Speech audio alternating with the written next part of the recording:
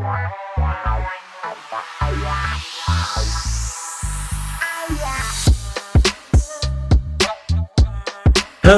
and welcome to the Burn KC ScorchCast. I am your host, Alex Blackburn, here to bring you the good KC sports news. Got a little bit going on, not a ton. I know it's been a long time since we've done one of these, so my sincere apologies. I hope you all enjoyed the live last week, though. I certainly did. It was just a quick little recap of the past couple weeks that I felt the need to do because it's like I said, it's been a while. So thank you very much for your patience. I really hope you enjoy tonight's show. Got a little bit to cover, but not a ton. As I said, we got some stuff going on in college football. Got a few updates regarding that. We've got some Chiefs news. We've got some Royals news, just kind of a debrief on their season. Unfortunately, they succumbed to the Yankees in 4 games in the ALDS. But not a disappointment at all. We'll get into it. And then we've got a few minor things to cover as well. So strap in, sit tight. We've also got some fantasy football, I might add. So strap in, sit tight, enjoy the show, and let's get into it. All right, so we've got some college football news to cover. Let's get into that. So, starting off with Kansas, I forgot to add this as well. We got a little bit of college basketball news finally, too. We'll get into that, but should have covered that in the intro. My apologies. Speaking of college basketball, let's start with the Kansas Jayhawks. Kansas plays Houston at 2:30 p.m. Central on ESPN Plus. The Jayhawks are looking to snap the 5-game losing streak that they're currently on right now. They'll need to be perfect to be bowl eligible. So, I highly doubt they stay perfect. It's been a very, very disappointing season for the Jayhawks, who were supposedly supposed to compete for a Big 12 title. It has been an absolute mess over there since August. Unfortunately, for my alma mater, we've got fans at odds with the AD and the football department. We've got people saying that Lance and Kelly Leipold are being adversarial towards fan base and towards the Jayhawk brand itself. And overall, there's just a slew of issues, and it's been an incredibly disappointing year. There's a lot to blame. There is. I mean, you've got Jalen Daniels not being what he used to be, Jeff Grimes completely butchering this offense, and just, Brian Borland being Brian Borland. I don't really know what exactly people expected from a guy that really hasn't been able to get this defense right ever since he came on.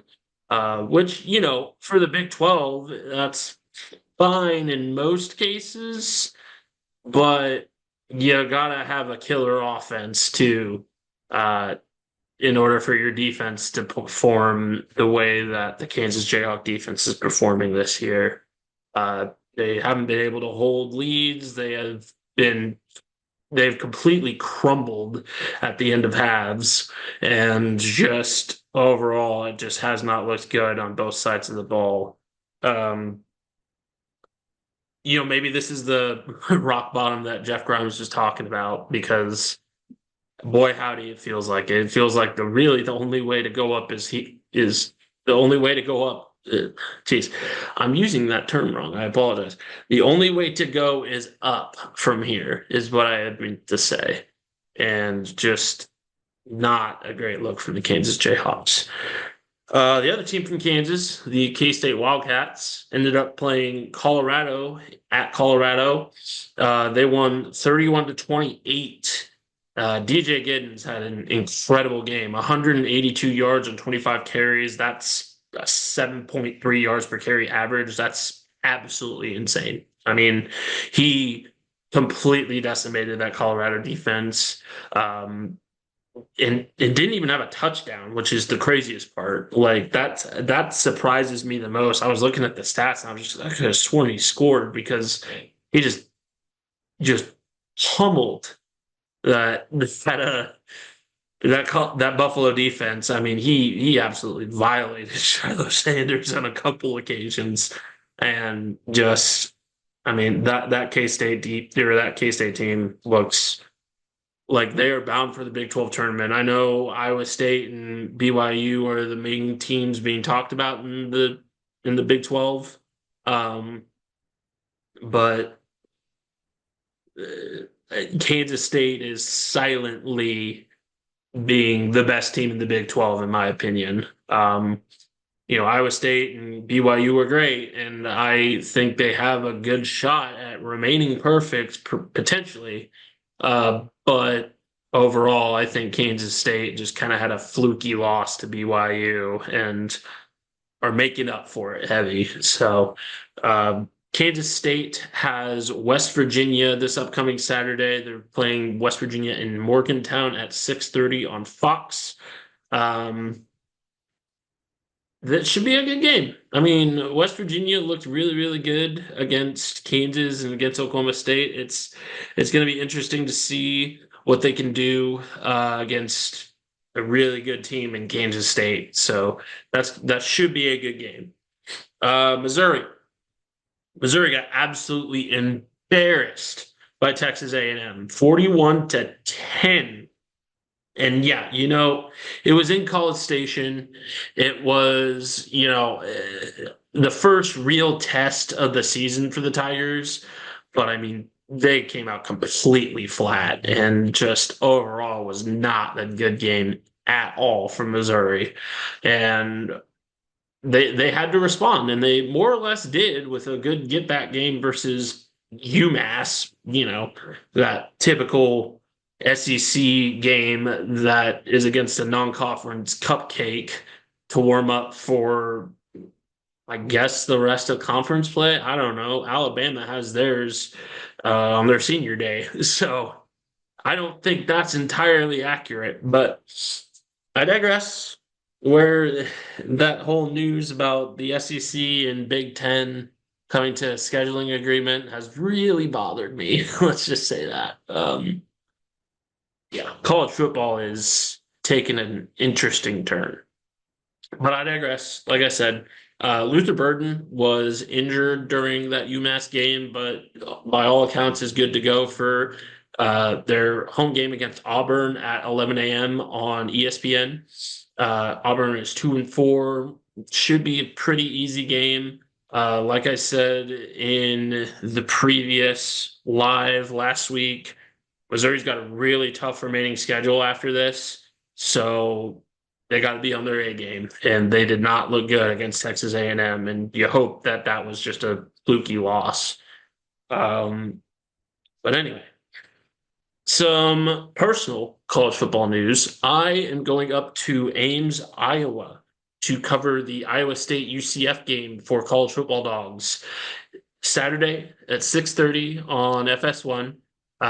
Catch me on the game day show at 9:45 a.m. Central Standard Time that Saturday, and tune into Fox Sports 1. You may see me on TV up in the press box. It's going to be an amazing time. This is my first time ever in a press box, so that's going to be awesome.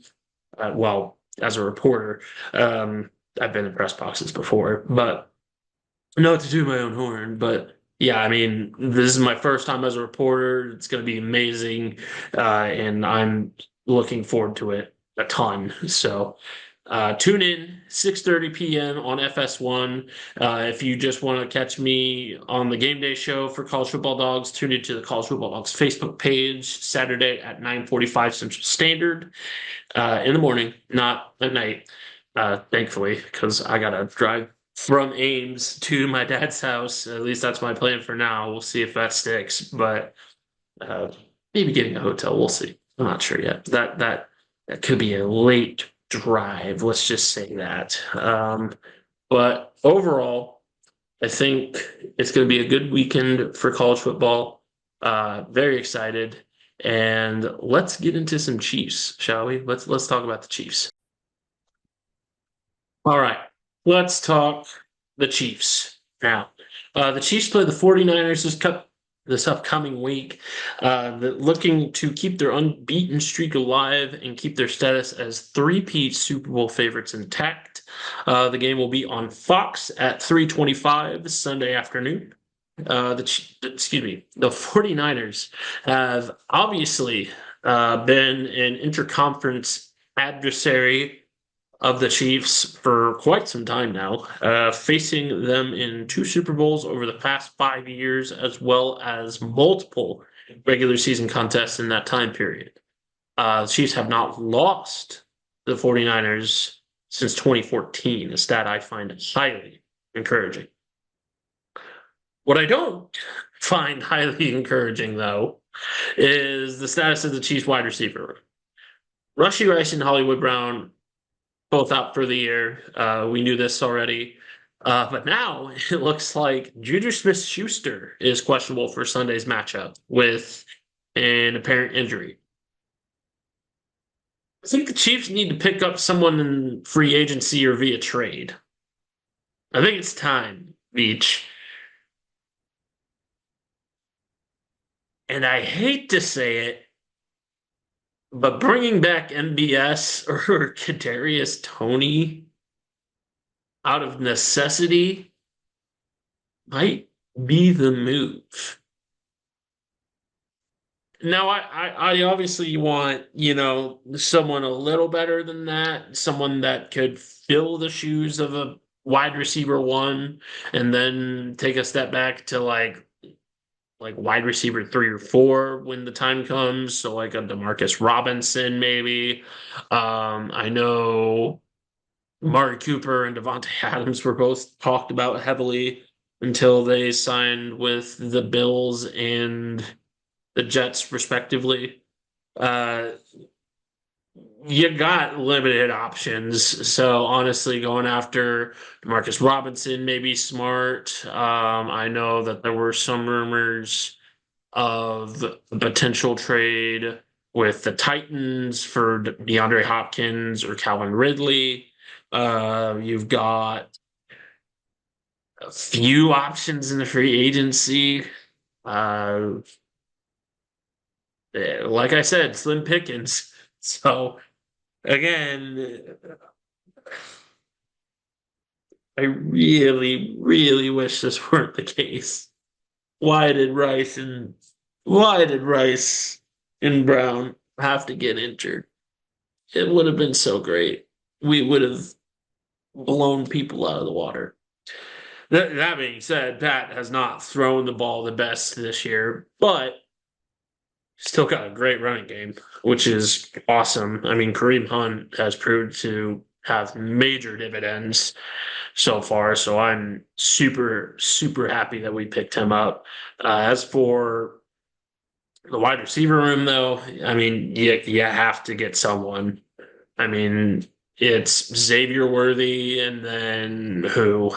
You know, you got Justin Ross. Do you even have Justin Watson? Is he still hurt, or is he good now? Like, I think he's good. I think I've seen him. But Nico Remigio, maybe.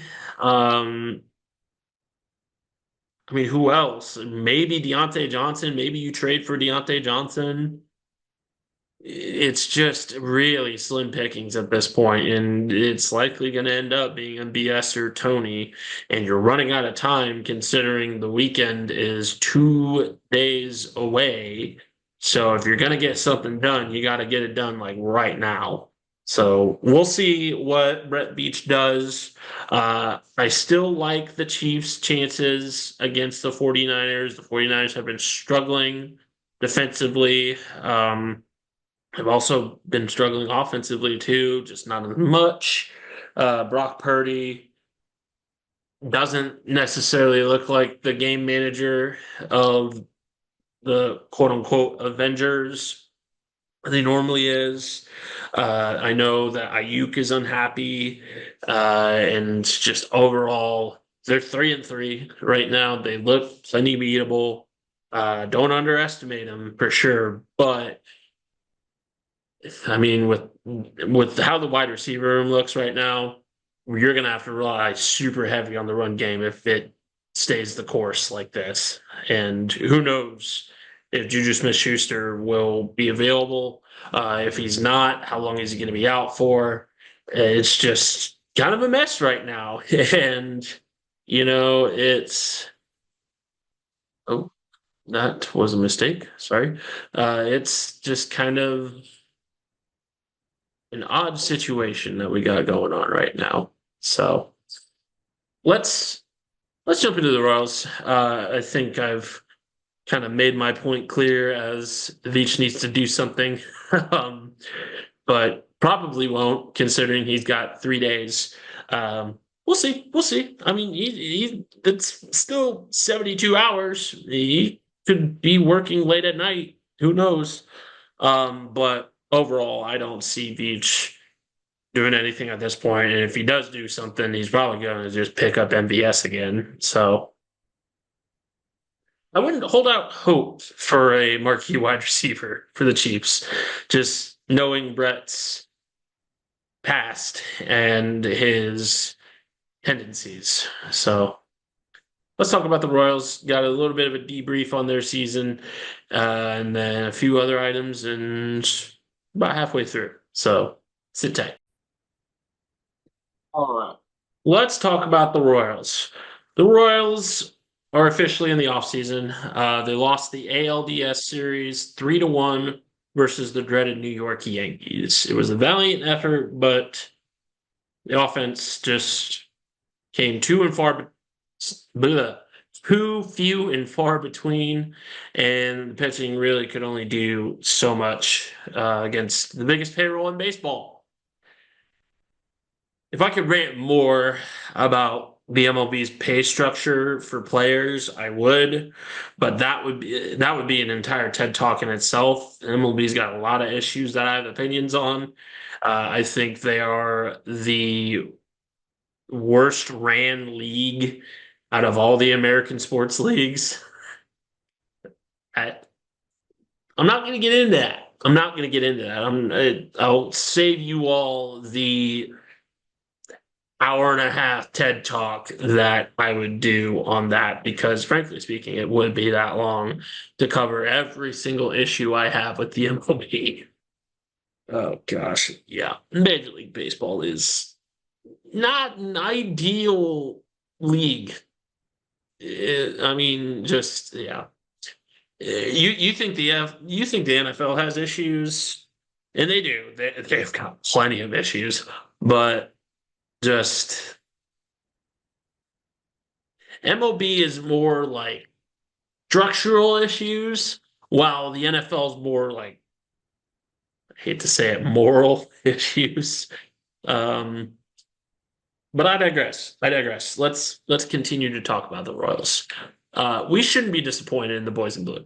I mean, it was a great season that saw a lot of things turn around from 100 losses, over 100 losses, to playoffs in the span of a year is a massive feat, massive. And we owe it to Bobby Witt, we owe it to Salvi, we owe it to Vinny and the pitching staff, as well as the rest of the team. I mean, this was a great humans effort from every single guy on that roster. I mean, it was an awesome, fun season, the first fun season the Royals have had in a decade. I mean, it was amazing to have playoff baseball back in Kansas City. I mean, I still can't get over it. And the Royals are out. Like, you hope it continues. You pray it continues.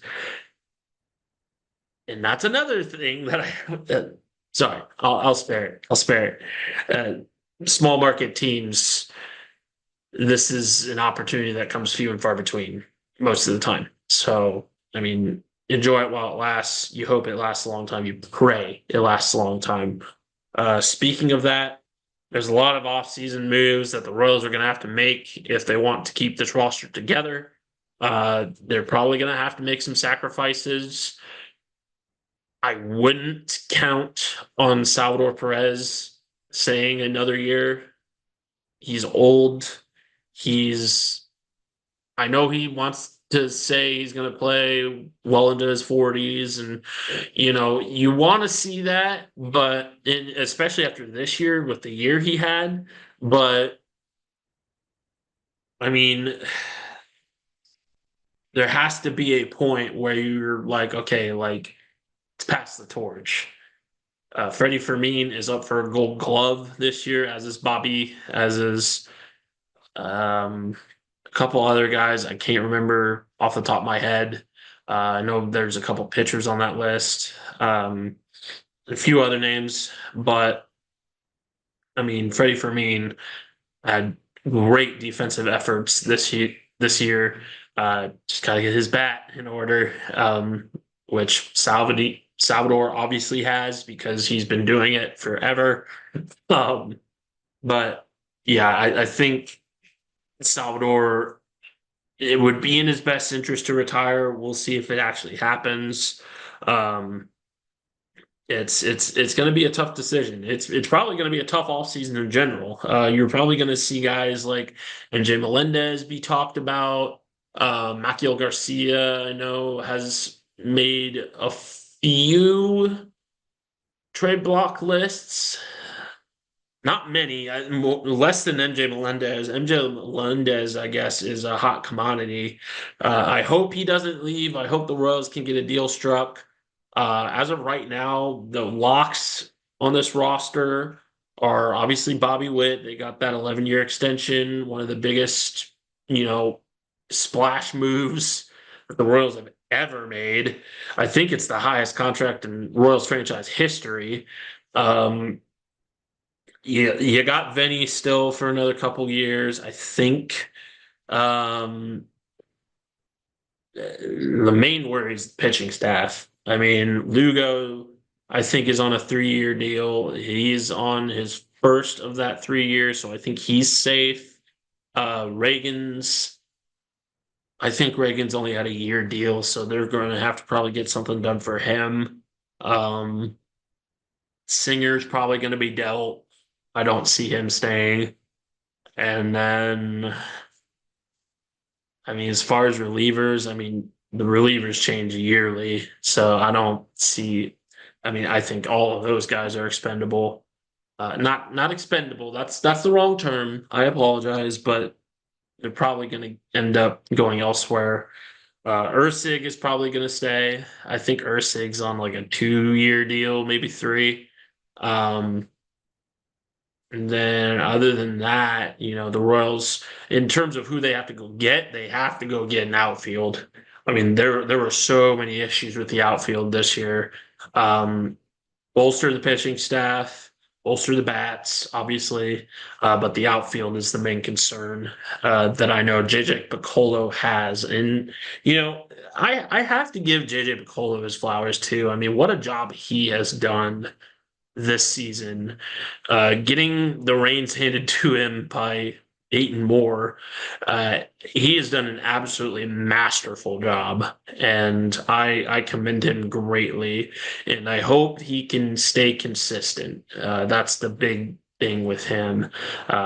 With how this year went, I think he has every opportunity to and every ability to. So, again, have to give Piccolo his flowers. He did a great job this season. And that's saying something because I used to be a hater. If you read my old articles on the burn, I mean, you know that I used to be a massive JJ Piccolo hater. And again, got to give him his flowers. He's done an excellent job this season, and I hope he can keep it up because I want to see the Royals contend more. I don't want a year and then 10 more years of sucking. Like, just saying. Like, I don't know. We've got some fantasy football news to go over next. And then after that, we've got a few things to mention, and we can go ahead and wrap up. College basketball, I don't think needs a whole segment. Just really a couple things to talk about regarding that, honestly. Um, and then obviously, a few other items with rugby and with soccer. Current, I I'm tempted to do a whole segment on them, but I think I can cover it in that minor news segment. It's not minor news that I have for them, but it's definitely something that I think I can cover in that little span of time at the end there. But let's get into some fantasy football, shall we? We got some beef there that we got to settle. All right, we got to talk some fantasy football. Let's pull it up here. Uh, I'm kind of using my phone as a light right now until I can get a new one. Guess who chewed up a cord and ruined my original lighting? That's why you've seen the lighting issues that you've seen. Uh, my delightful feline friend really likes cords, and I hate it. I hate it. The one time I leave it out, the one time I left it out, he, yeah. Uh, let's talk fantasy football, shall we? So this week's matchups, I faced my girlfriend again, and Sarah ended up beating me for her first win on the. Or wait, did she? Hold on, hold on. We gotta we gotta pull up the the weekly report. Yeah, she did. It was her first win. And or no, that was a couple of weeks ago. I'm sorry, guys. I'm a mess. Um, but I mean, yeah. No, we've got a that was in a different league. You dingus. Sorry. Sarah and I are facing off in a rubber match here. I faced off with her in another league, and she ended up beating me. So this is kind of the rubber match between her and I. I am projected to lose, so I'm gonna try and figure that out in the meantime. Uh, I'm not liking my chances. I'm looking at my roster right now, and I definitely don't like my chances. But we've got other matchups to talk about as well. We've got Gavin versus Jack in a pretty hotly contested matchup by the looks of it. It looks like it's going to be a heck of a game. We've got my mom, Melissa, versus Vince. Mom is projected to win. And we've got Levi versus Demetrius. Meech has been on a tear. He's 6-0, and he's projected to win this game as well against the 2-4 over under 500 Levi DeDonder's team. And then we've got Team John Randall versus Team Hollywood Worthy, Luke versus John. In the fifth matchup, John Randall is projected to win at this point. We'll see if that continues. Those projections are complete hooey, I might add. Because I was projected to win 60% to 40% against Sarah, and I ended up not getting that. So yeah, I'm a little salty about that. We got beef about that right now, Sarah. Just saying, we got beef. Anyway, standings as of today. Team fadeaway threes. Demetrius is at the top at 6-0. We've got Hollywood Worthy at 5-1. Luke 5-1. We've got myself at 4-2. We've got John Randall 3-3 at number 4. Number 5, we've got Vince at 3-3. We've got Gavin at 2-4 at number 6. We've got Levi also at 2-4, number 7. We got my mother 2-4, number 8. We've got Jack at 9 at 2-4, and Sarah at 10 at 1-5. So it's still a tight race. Playoffs, I believe I put it to 16 playoff. Yep, 16 playoff. And Gavin, being at 2-4, is in that four-way tie for six. So that final playoff spot may come down to the wire. We'll have to see. We are halfway through this season. It's going to be a photo finish for that final playoff spot, I believe. Just judging on what I'm looking at for these future matchups as well as the current matchups. So some big time games coming up in the Burn KC Football League. Ready for it. It's going to be awesome. I've got the prize kind of worked out. I'm getting it prepped and ready to be given at the end of the year. So stay tuned. It's going to be a cool little addition to your trophy case, I feel like. So stay tuned for that. Anyway, we've got a few minor things to wrap up. We've got some college basketball news, some rugby news, and some KC current news. So stay tuned. Stay with me. It's been a good show. I feel like I've talked well this show. I hope you guys recognize that. Please be proud of me. All right, let's go over a few minor things. So, college football, or excuse me, college basketball. College basketball season is less than 2 weeks away. 3 weeks. 3 weeks away. The exhibition game for Kansas and Arkansas is less than 2 weeks away, but the actual season's about 3 weeks away. General thoughts. Kansas was once again picked to be preseason number one.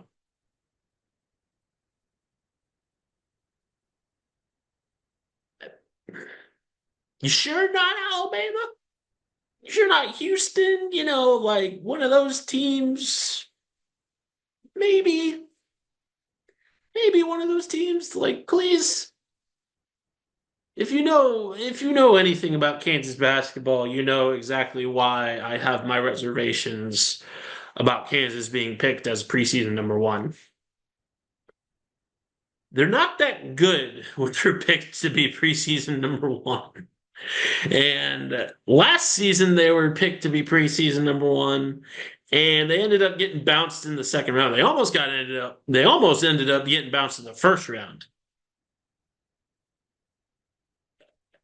I like Kansas's roster this year, but I mean, that makes me not feel good at all. um, hmm. After the year Kansas football has had, please just have a good year in basketball. Please. The Kansas athletics department needs it right now. And the Kansas fans need it right now. Anyway, late night is, I believe, tomorrow night, actually. So late night in the fog will be tomorrow night at Allen Fieldhouse. Kansas has a new revamped court, new everything. I've seen the renovation pictures. They look amazing for Allen Fieldhouse. I've got a buddy that worked on those renovations. Shout out to Ross, who sent me some, not necessarily like behind the scenes pictures, just like, I don't know. He definitely like didn't send me anything like super incriminating. Like I already knew what was gonna happen, but I mean, I don't know. I don't want to get Ross in trouble. I hope I'm not getting Ross in trouble by saying this. But that being said, shout out to my boy Ross. The renovations look great, and I truly hope that Kansas has a great basketball season this year because Lord knows they need it. As for Kansas State and Kansas State, Missouri, Kansas State hosted AJ DiBiase, the number one overall player in the class of 2025 this past week. Kansas had already hosted DiBiase, and Kansas State and Kansas made his top five. I think he's a MoCan Elite player, but I can't remember for the life of me. But overall, very, very good player, number one player in the class. And it's coming down to the two Kansas schools. I think this one's going to go a little bit differently than Lincoln Cure did. So, but who knows? I don't really know myself. I mean, it's really up to the kid. So, anywho, some soccer. Well, yeah, Missouri also starts their season. They're not looking to be a whole lot better this season, but we'll see what happens. Maybe Gates will turn them around. He's got a great transfer class at least. So anyway, some rugby news. The final home match for the fall season for KC Blues is on Saturday, this coming Saturday against Metropolis. I believe they play at 1. So if you can get there at 1 to watch the boys play their final home match, it's going to be the alumni weekend as well for the two national title teams of the Kansas City Blues.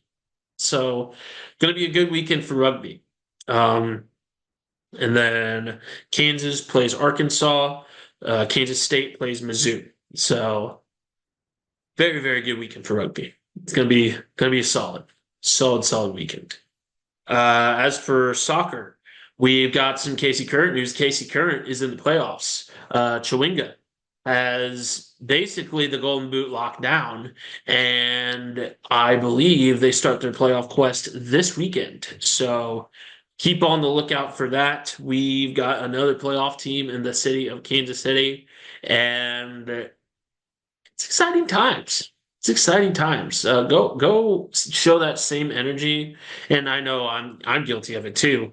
Go show that same energy that you showed for the Royals with the Current, because they are a dang good team, and I'm excited to see how they do, because they did really well in the regular season. So um, overall, just we've got some good sports teams, not counting Sporting Kansas City this season.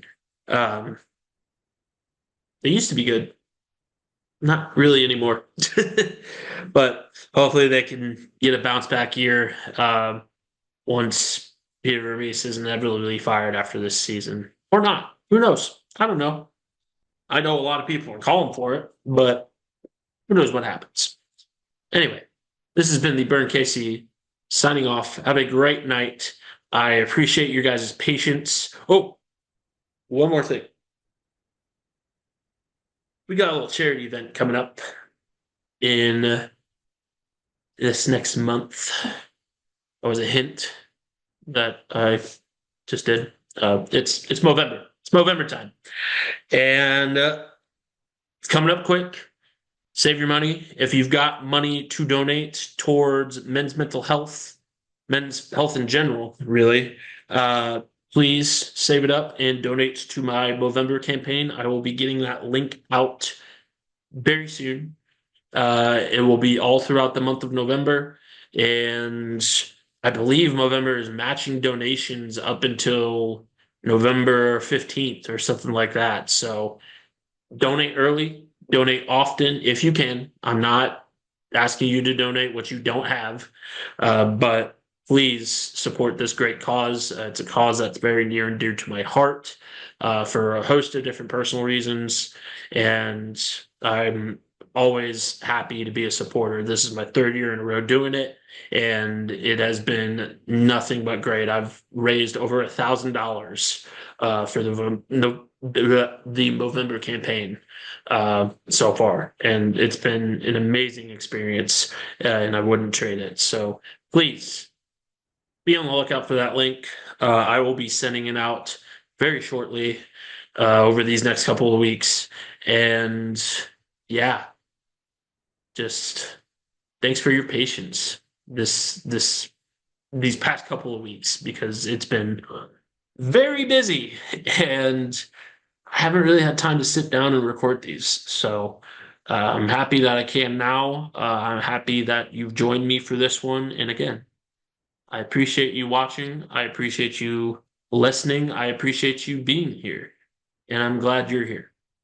This has been the Burn Casey signing off. Have a great night.